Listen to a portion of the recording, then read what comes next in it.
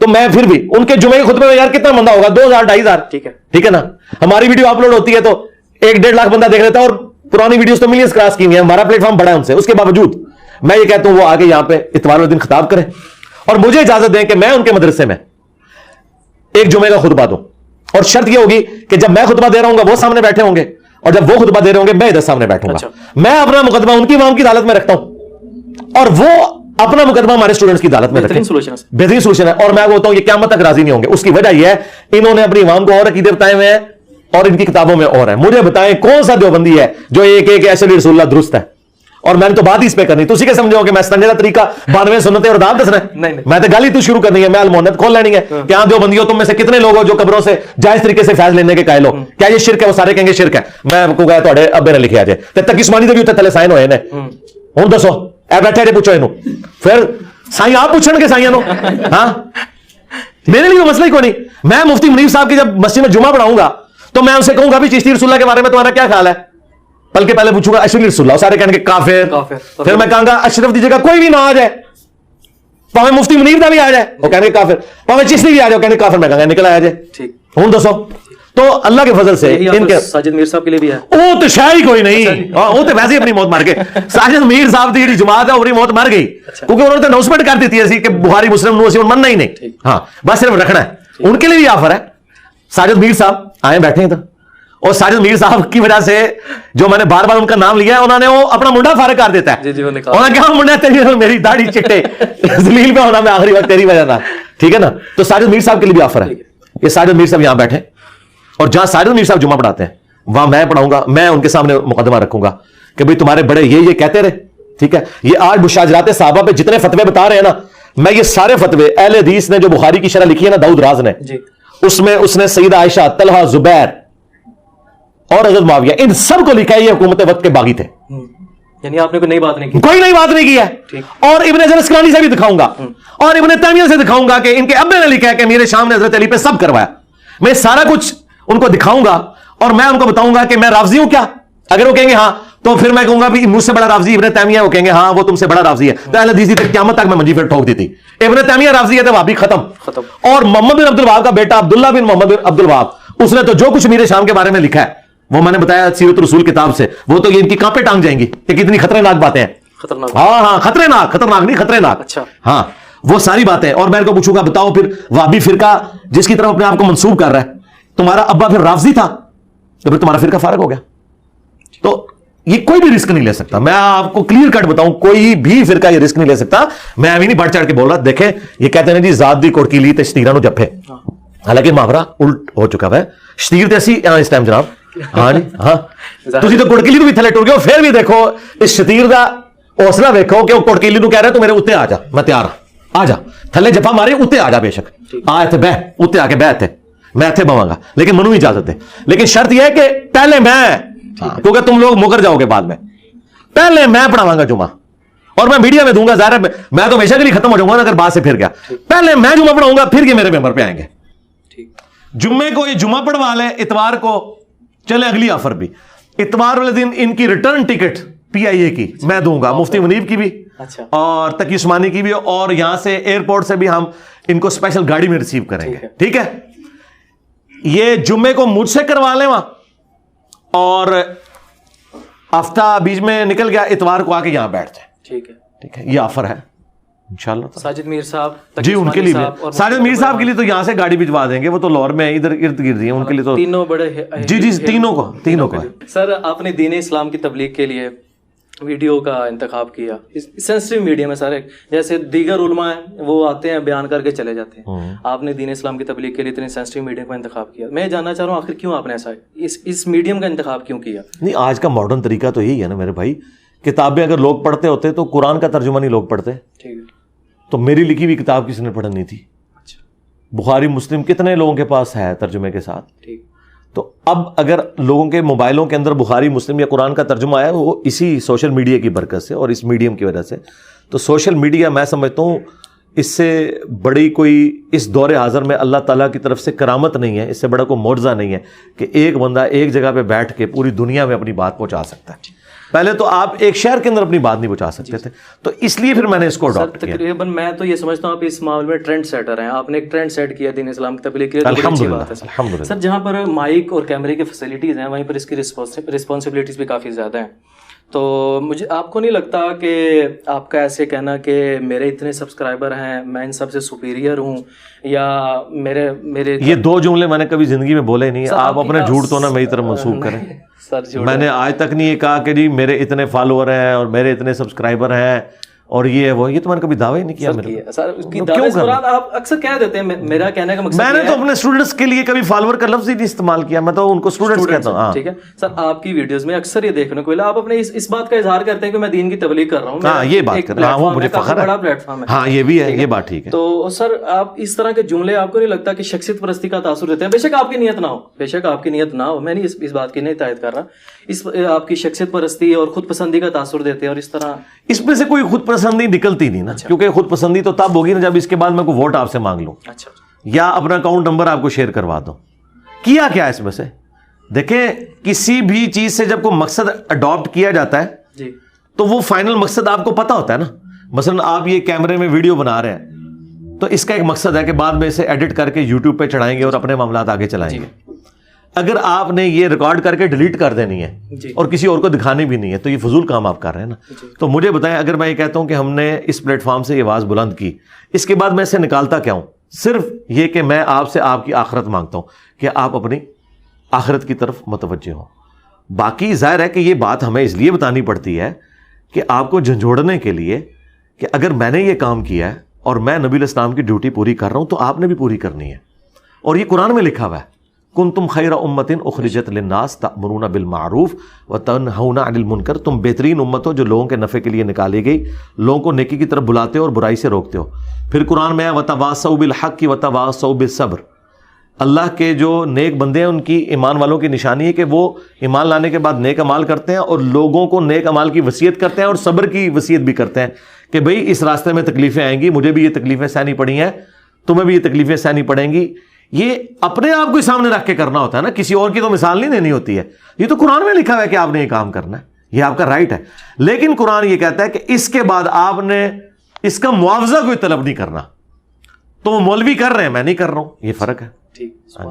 اچھا سر, میں جو سوال کرنے لگا ہوں اس سوال کے اندر جو میں نے بات پوچھنی ہے اس کی وضاحت آپ نے کافی دفعہ پہلے کر دی ہے. میں اس کو ڈفرینٹ وے میں پوچھنا چاہ رہا ہوں کہ رسول اللہ کے لیے لفظ چھوکرا کا استعمال, انبیاء اپنا پیشاب نہیں روک سکتے, اور زلفے رکھنا ایسے ہے جیسے کتا پالنا. یہ آپ 3 سوال اس طرح نہ کریں, کلیکٹیو سوال نہیں ہو سکتا بھائی, اس طرح نہ کریں. کلیکٹیو سوال ہوتا نا تو قرآن ایک صفحہ میں مکمل ہو جاتا ہے. قرآن 500 صفحوں میں اسی لیے گیا کہ آپ کے اعتراضات بہت تھے. اگر اللہ کو اپنی بات بتانے کے لیے اتنی موٹی کتاب نازل کرنی پڑی ہے تو میں تو یار اللہ کا بندہ ہوں. اس طرح نہ کریں آپ, ایک ایک بات پکڑیں. آپ کے اسٹوڈنٹ ہیں, آپ بے فکر ہیں, میں یہ پوچھنا چاہ رہا ہوں یار یہ آپ بار بار کیوں کہہ رہے ہیں میرے اسٹوڈنٹ ہیں؟ میں اپنے اسٹوڈنٹ سے لانے برات کرتا ہوں. آپ کے جو سوال ہے نا وہ آپ کریں, ایک سوال کو پکڑیں. سر میں یہ کہنا چاہ رہا تھا کہ ان جملوں یا ان الفاظ کی بجائے اگر کسی دوسرے جملوں یا الفاظ کا یار چھوڑ دیں, اس طرح نہیں ہوتا میرے بھائی. ٹھیک نہیں, آپ ایک بات پکڑیں اور آپ اس بات پہ بات کریں کہ ان جملوں کے علاوہ یہ جملوں کا آپ کے ساتھ لینا دینا نہیں ہے. جملے جو ہوتے ہیں نا وہ باتوں کو سمجھانے کے لیے ہوتے ہیں. اگر آپ نے کوئی ڈاکٹرن کھڑی کرنی ہے نا تو پھر قرآن و سنت کے دلائل میں آپ کھڑی کریں. ٹھیک ہے, مثلا بخاری مسلم میں ہے کہ نبی علیہ السلام کے صحابہ اور آپ علیہ السلام ایک محاورہ استعمال کرتے تھے, تیری ماں تجھے روئے. اس کا مطلب کیا ہے؟ اگر میں کہوں کہ تیری ماں تجھے روئے, اس کا مطلب یہ ہے کہ تو مر جا یا تو گم ہو جا, تبھی ماں روئے گی نا. آپ کی شادی پہ تو نہیں ماں نے رونا, بعد میں بے شک روتی رہے, اس وقت تو وہ ہو سکتا ہے ساتھ ڈانس بھی کر رہی ہو, اچھا, اور لڑیاں بھی ڈال رہی ہو اور ڈھولکی پہ بھی بیٹھی ہوئی ہو. ٹھیک ہے, اچھا, تیری ماں تجھے روئے. اگر نبی علیہ السلام ان کے صحابہ یہ محاورہ استعمال کرتے ہیں تو آپ تو ان کو بھی مشورہ دیں گے کہ اس سے بہتر کو محاورہ استعمال کرنا چاہیے. ٹائم قیامت تک جواب دینا جس گل دا نہ سوئے تھوں. اچھا اگلی گل سنو, قرآن میں لکھا ہوا ہے سورۃ المنافقون میں کہ اللہ تعالیٰ نے کہا کہ یہودی کہتے تھے کہ جب ہم عزت والے مدینے میں داخل ہوں گے تو ان ذلیلوں کو وہاں سے نکالیں گے. نبی علیہ السلام ان کے صحابہ کو کہا ذلیل, کنہوں نے کہا؟ یہودیوں نے. لیکن اللہ نے ان کی بات کو نقل کیا. اللہ تعالیٰ اس بات کو بغیر اس گستاخانہ جملے کو نقل کیے بھی تو بتا سکتا تھا نا. تو کیا اللہ پہ فتویٰ لگائیں گے؟ جب آپ کافروں کے ریفرنس سے کوئی بات کرتے ہیں نا تو پھر اس طریقے سے ہوتی ہے. یہ کافروں کے ریفرنس سے بات کی تھی کہ وہ یار میں جواب تو مکمل یار چھوڑ دینا, میں بات مکمل کرنے لگوں نا. آپ پی ایچ ڈی تھیسس چھیڑ رہے ہیں اور پھر مجھے کہہ رہے ہیں میں آپ کو نہیں سیٹسفائی کر رہا, آپ کیمرے میں بیٹھے ہوئے ہیں, میں نے آپ کو نہیں سیٹسفائی کرنا, آپ نے کیمرے کے سامنے سوال کیا ہے تو آڈینس کو میں نے سیٹسفائی کرنا ہے کہ یہ بات کیا, آپ نے انڈرسٹوڈ نہیں کر لینا ایک بات کو, ٹھیک ہے نا. آپ اتنا بڑا ایک الزام لگا رہے ہیں, میں آپ کو ابھی کہہ دوں کہ آپ نے تھوڑی دیر پہلے چشتی رسول اللہ کلمہ پڑھا اور آپ ایمان رکھتے ہیں اس پہ, تو آپ تو میرے پیچھے پڑ جائیں گے بھائی کدھر کہا میں نے یہ نہیں کہا, میں نے تو کہا تھا یہ غلط ہے, تو آپ کلیریفیکیشن, یہ تو نہیں آپ چپ کر کے سائڈ پہ ہو جائیں گے, میرا یہ مطلب نہیں, آپ نے ایک پنگا لیا ہے تو وہ بھگتیں گے آپ. ہاں تو وہ جب آپ یہ بات کا جب سوال کا جواب لینے بیٹھے ہیں نا, آپ سوال کے جواب میں آپ یہ کہنے کے لیے تو نہیں بیٹھے کہ ٹھیک ہے, اس طرح تو نہیں ہوتا نا. سوال کا مطلب ہے کہ اس کے بعد جواب ہوگا. آپ اتنا بڑا ایک الزام لگا رہے ہیں, آپ نبی الاسلام کے اوپر الزام لگا رہے ہیں کہ ان کو یہ الفاظ نہیں استعمال کرنے چاہیے, اللہ کو یہ الفاظ نہیں استعمال کرنے چاہیے, آپ اللہ رسول کے اوپر جھوٹ باندھ رہے ہیں. میں وہ انٹرپریٹیشن کر رہا ہوں نا اس کا. آپ اس بات کو سمجھے نا کہ جو آپ بات کر رہے ہیں سوال کا مقصد یہ ہے, آپ عوام کو ایجوکیٹ کرنا چاہ رہے ہیں نا. سر اعتراضات ہیں, میں گراؤنڈ لیول پر, تو یار جواب تو دینے دو نا, آگے تو نہ بولو یار, ہاں بیچ میں کیوں روک رہے ہو, جواب تو دینے دو نا. سوال کے بعد یہ تو نہیں کہ سر ٹھیک ہو گیا اگلے بار, وہ سوال کا جواب تو لو نا یار. یہ تو نہیں ہوتا کہ آپ سوال کر کے تو سائڈ پہ ہو جائیں گے. ایک بندے کو آپ مجھے آپ کے سر آپ کا دیانی ہے اور میں آگے کہوں یار یہ سر نہیں سر رہنے دیں, یہ تو نہیں ہوگا نا یار. سوال کیا آپ نے, مجھے آپ نے کافر کہا تو میں نے تو اپنا اسلام ثابت کرنا ہے. ہاں تو میں نے تو اپنا اسلام ثابت کرنا ہے نا. ہاں تو میں بات کر رہا ہوں نا, یا تو آپ یہ سوال نہ کریں, اگر آپ سوال کریں گے تو جواب لیں, اور اگر آپ نے جواب نہیں لینا تو پھر ٹھیک ہے, وہ آپ کی مرضی. تو میں سوال کا جواب آپ کو دے رہا ہوں کہ آپ اللہ رسول کے اوپر جو جھوٹ باندھ رہے ہیں کہ اس طرح کے الفاظ استعمال نہیں کر سکتے, یہ سارے کے سارے الفاظ قرآن و حدیث میں استعمال ہوئے. اس طریقے سے آپ نے کہا کہ کوئی بڑے سے بڑا ولی ہو یا کوئی نبی ہو اپنا پیشاب نہیں روک سکتا. اس جملے کے اندر کیا قباحت ہے؟ یہ جملہ کہیں سے شروع ہے نا, شروع اس سے ہوا ہے کہ یہ لوگ کہتے ہیں کہ عبداللہ شاہ غازی نے سمندر روکا ہوا ہے. تو میں نے کہا تھا کوئی بزرگ اپنا پیشاب بھی نہیں روک سکتا. سمندر روکنا اللہ کی ذمہ داری ہے. آپ اللہ کے کام جب بزرگوں کے متھے مارو گے تو آگے سے یہ جواب آئے گا اس قسم کا. آپ یہ تو کہہ سکتے ہو, اس سے بہتر کوئی مثال ہو سکتی ہے آپ کے زوم میں. آپ تو اللہ کو بھی مشورہ دے سکتے ہو کہ یہودیوں کی بات نقل کرنے کی کیا ضرورت تھی کہ رسول اللہ کو انہوں نے ذلیل کہا, رسول اللہ کو انہوں نے پاگل کہا, جادوگر کہا, اس کے بغیر بھی بات ہو سکتی تھی. حضرت مریم کے اوپر انہوں نے زنا کی تہمت لگائی, اس کے بغیر بھی بات ہو سکتی تھی. وہ آپ کا عقیدہ ہے. میں تو جو قرآن و سنت میں جس طرح باتیں آئی ہیں, جس طرح فری سٹائل گفتگو ہوئی ہے, میں اسی طریقے سے کرتا ہوں. انبیاء کرام کے بارے میں کیا کسی مسلمان کا انبیاء, اولیاء یا کسی بھی انسان کے بارے میں یہ عقیدہ ہے کہ اللہ کی مرضی کے بغیر وہ اپنے نفع نقصان کا مالک ہے؟ تو پھر بات ختم ہوگی. قرآن میں آیا کہ عیسیٰ ان کی ماں روٹی کھانے کے محتاج تھے, تو کیا روٹی حضرت عیسیٰ سے افضل ہوگی؟ نہیں. پھر سورۃ الانعام میں آیا کہ اللہ کھانا خود نہیں کھاتا, تمہیں کھلاتا ہے. اللہ وہ ہے کہ جو کھانا نہیں کھاتا اور تم وہ ہو جو کھانا کھاتے ہو, یعنی اللہ تعالیٰ کھانے کا محتاج نہیں ہے. تو جو کھانے کا محتاج ہے اس کے بعد پیشاب آتا ہے, وہ پیشاب کا بھی محتاج ہے. اس میں کون سا ایسی ہے؟ یہ بات ایک کامن آبزرویشن ہے, ٹھیک ہے نا, کوئی گستاخی نہیں ہے. یہ ریالٹی اس لیول پہ جا کے اس لیے سمجھانی پڑتی ہے کہ جب اس لیول پہ گمراہی ہوتی ہے نا, اور اس کی مثالیں موجود ہیں. حضرت ابوبکر صدیق نے حضور کی میت کے اوپر جو خطبہ دیا ہے وہ تو قرآن و سنت میں لکھا ہی نہیں ہوا. انہوں نے کہا جو محمد کی عبادت کرتا تھا جان لے محمد مر گئے الفاظ ہے. مجھے بتائیں صحابہ میں کون حضور کی عبادت کرتا تھا؟ کوئی نہیں کرتا. تو صحابہ پہ جھوٹا الزام حضرت ابوبکر نے کیوں لگایا؟ اگلے والے لوگوں کو بتانے کے لیے. بس ہم بھی آپ کو بھی اور اگلوں کو بتانے کے لیے کہہ رہے ہیں کہ تم کہہ رہے ہو بابو نے سارا نظام چلایا ہوا ہے اور یہ سمندر روکا ہوا ہے. بابا ہو, پیغمبر ہو, بڑے سے بڑا انسان ہو, نہ وہ اپنے نفع کا مالک ہے, نہ نقصان کا مالک ہے, نہ وہ اپنی نیند روک سکتا ہے, نہ وہ اپنے آپ کو روٹی سے آزاد کر سکتا ہے, نہ پیشاب سے آزاد کر سکتا ہے, نہ موت سے آزاد کر سکتا ہے. یہ اللہ اور مخلوق کا فرق ہے. اور قرآن میں تو یہاں تک آیا کہ اگر اللہ ارادہ کرے عیسیٰ کو, ان کی ماں کو, سب کو ہلاک کر دے, اللہ کا کوئی کیا بگاڑ لے گا؟ اب مجھے بتائیں, شرک تو عیسائیوں نے کیا تھا, اللہ تعالیٰ تو مثال حضرت عیسیٰ کی دے رہا ہے. یہ کہتے ہیں جی اللہ دے سکتا ہے, آپ نہیں دے سکتے. نہیں, اللہ نے ہمیں کہا ہے قل فمن یملک من اللہ شیئا, اے نبی تم ان سے فرماؤ جواب کے طور پر کہ عیسیٰ کو خدا بنایا ہوا ہے, اگر اللہ عیسیٰ کو, اس کی ماں کو, ساروں کو ہلاک کر دے, وہی سارے بزرگ, بابے, جنات, فرشتے, انبیاء, اللہ کا کوئی بگاڑ نہیں سکتا کوئی.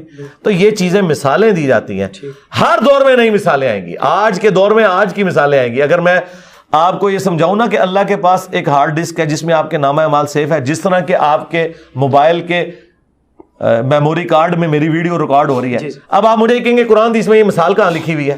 بھائی آج کے دور میں جب فتنے اٹھیں گے تو میں آج کے دور کی مثالیں بیان کروں گا, اس میں کوئی گستاخی والا ایلیمنٹ نہیں. اچھا اب آ جائیں, وہ آپ نے زلفوں کی بات کی, وہ بات میں نے کیا کی ہے ذرا اس میں مجھے بتائیں تاکہ ہمیں پتہ چلے کہ ہمارے نوجوانوں کی جو کالج اور یونیورسٹی سے جو تعلیم بھی حاصل کرتے ہیں تو ان بیچاروں کی ابھی کامن سینس بھی اتنی ڈیولپ نہیں ہوئی, کیونکہ یہاں پہ تعلیم ہے تربیت کوئی نہیں ہے.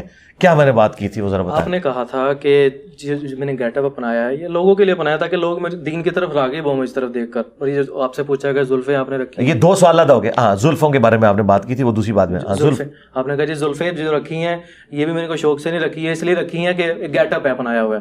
اور زلفیں رکھنا کون سی آسان ہے, زلفیں رکھنا ایسے ہے جیسے کتا پالنا.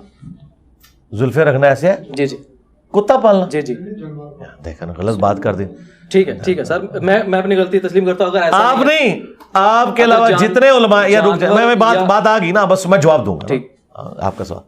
آپ سمیت سارے لوگ میرے مخالفین کے جملے سن کے میرے منہ میں ڈالتے ہیں, ایک نقطے سے میرا مجرم بن جاتا ہے. جی میں تو کتا پالنے کو جائز نہیں سمجھتا, اور کتے تو تم لوگوں کہتے ہو ہم مدینے کے کتے ہیں.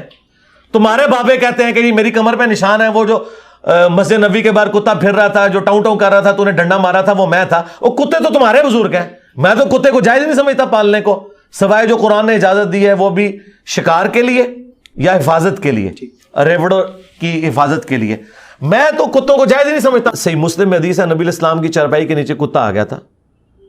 حضرت جبرائیل علیہ السلام نے دروازے کے باہر کھڑے ہو کے کہا کہ جب تک یہ مدینے کا کتا آپ نہیں نکالتے, یہ جو بریلوی نیچے کھڑا ہے, ظاہر ہے یہ تو کہتے ہیں مدینے کتے, اس بریلوی کو اپنی چرپائی کے نیچے سے نکال لیں پھر میں آؤں گا. یہ مسلم شریف میں حدیث ہے. تو نبی علیہ السلام کی چرپائی کے نیچے کتا آ جائے تو حضرت جبرائیل نہیں حضور کو آ کے ملتے ہیں. وہ مسلم کے الفاظ ہیں, جبرائیل تم نے مجھ سے وعدہ کیا تھا اور تم وعدے پہ نہیں ہے. ان کا یا رسول اللہ یہ بریلوی کو نیچے سے نکالیں, مدینے کے کتے کو, سگے مدینہ کو. تو یہ کہتے ہیں ہم فخری اپنے آپ کو کہتے ہیں نا, تو کہ نا آپ کا فخر ہے نا, تو آپ کے ٹھیک ہے نا. میں اگر انجینئر اپنے آپ کو کہتا ہوں تو آپ مجھے بار بار انجینئر کہیں, میں تو برا نہیں مانوں گا نا. آپ جب کہتے ہو ہم مدینے کے کتے ہیں, بلکہ کہتے ہیں مدینے کے کتوں کے کتے ہیں ہم, ہاں, تو ان کو نکالیں گے تو تب ہم آئیں گے. تو نبی علیہ السلام کو پھر حضرت جبرائیل علیہ السلام ملنے ہیں. تو یہ کتا تو ان کا معاملہ ہے. میں نے زلفوں کے بارے میں کہا تھا کہ زلفیں رکھنا ایک پالتو جانور رکھنے کے مترادف ہے, جس طرح آپ کو اس کی کیئر کرنی پڑتی ہے. ایک بھینس پالتے ہیں آپ یا آپ مرغی پالتے ہیں تو اس کی آپ کو کیئر کرنی پڑتی ہے. زلفیں رکھنا ایک پالتو جانور کی طرح اس کی حفاظت کرنی پڑتی ہے. آپ کو اس کے لیے 1 دن کے بعد ایٹ لیسٹ شیمپو استعمال کرنا پڑتا ہے. ان کے بزرگ تو جوؤں سمیت ہی گزارا کرتے ہیں نا, ہم نے جوئیں تو نہیں رکھنی, کیونکہ وہ کہتے ہیں جی جوں گردی سی تو پھر دوبارہ رکھ لیندے سن. تو آڈے بزرگ تے انہوں نے کیڑے پینے نے دنیا بھی آخرت بھی انشاءاللہ پون گے مرنے تو بعد بھی. یہ تواڈے کیڑے نا, میں تے کیڑے والی جو زلفاں نہیں رکھنی ہے, میں تے رکھنی ہے صاف ستھریاں. تو میں نے یہ مثال دی تھی کہ یہ زلفیں رکھنا ایسے ہے. اور یہ میں نے کس کی زلفوں کی بات کی تھی؟ اپنی زلفوں کی. میری زلفوں کے ساتھ اگر آپ کو اتنی عقیدت ہے کہ میں اس کی کسی جانور سے مثال دیتا ہوں تو آپ سمجھتے ہیں میری گستاخی ہو رہی ہے, تو میں اپنی گستاخی خود کر رہا ہوں نا. اچھا, اس میں نبی علیہ السلام کی زلفوں کا تو کہیں ذکر نہیں ہے, میں نے تو اپنی بات کی ہے. ٹھیک ہے, اپنے لیے کوئی بندہ بات کرتا ہے اس سے اس کا کیا لینا دینا.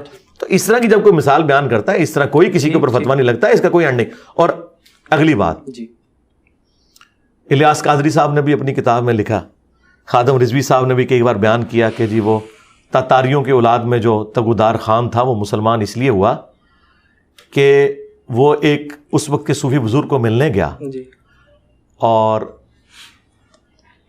وہ بزرگ بلکہ بزرگوں کو اس نے اپنے دربار پہ بلایا, تو انہوں نے بزرگوں سے پوچھا کہ تمہاری داڑھی کے بال جو ہیں یہ بہتر ہیں یا میرے کتے کی دم.